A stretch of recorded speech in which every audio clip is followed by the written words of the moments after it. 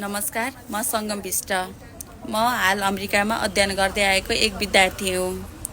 म आफू रेप भएको आज सोसल मिडियामा पोस्ट गरेको हो। म रेप भएकै हो।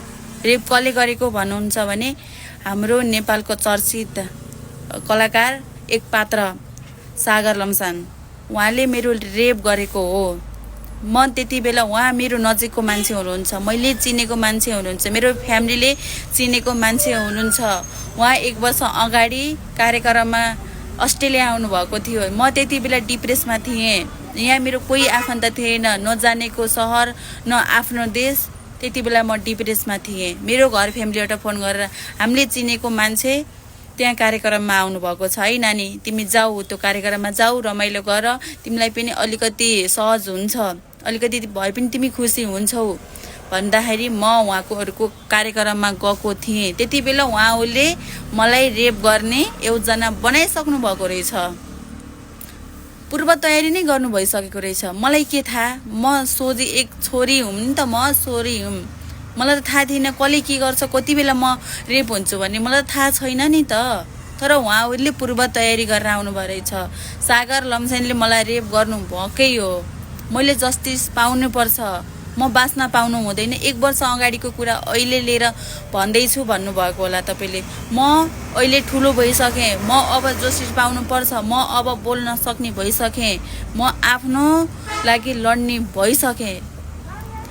त्यो बलात्कारीले सजाय पाउनै पर्छ, ऊ जेलमा जानै पर्छ, उसले सजाय पाउनुपर्छ।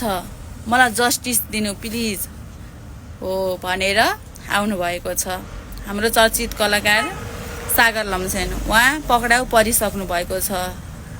यदि यो कुरा साँचो हो भने, त्यो सिस्टर साँच्चीकै रेप भएको हो भने, यत्तिकै साँच्चीकै यो हाम्रो कलाकारले बलात्कार गरेकै हो भने उहाँले सजाय पाउनुपर्छ, अनुसन्धान हुनुपर्छ। नयाँ सरकार छ, नयाँ कानुन छ।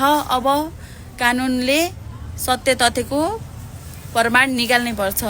को गलत छ, को दोषी छ, दोषीले सजाय पाउनुपर्छ। यो अनुसन्धान छिटोभन्दा छिटो होस् भन्न चाहन्छु म। अब उहाँ सिस्टर साँच्चीकै बलात्कारित हुनुभएको भने उहाँले जस्टिस पाउनुपर्छ।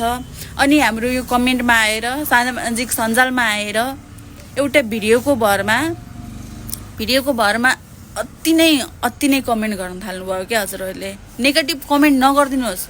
पहिला दोषी को हो त्यो पत्ता लगाउन दिनुहोस्। छ त, कानुन छ त, उसलाई राम्रोसँग छानबिन गर्न दिनुहोस् न। छानबिन गरिसकेपछि को दोषी हो त्यसपछि कमेन्ट गर्नु न। पहिला नै अमला नउठाउँ के, पहिला नउठाउँ। यदि उहाँले प्रगति गर्नुभएको छ, उहाँको प्रगति देख्न नसकेर उहाँले त्यस्तो आरोप लगाउनु भएको छ भने त्यो सिस्टरले पनि के गर्नुपर्छ, सजाय पाउनुपर्छ। यदि साँच्चीकै उहाँलाई त्यो सिस्टरलाई बलात्कार गर्नुभएको छ भने उहाँलाई फाँसीको सजाय दिनुपर्नेछ। यही नै हो मेरो भनाइ। अहिलेको नयाँ सरकारमाथि अनुरोध छ मेरो।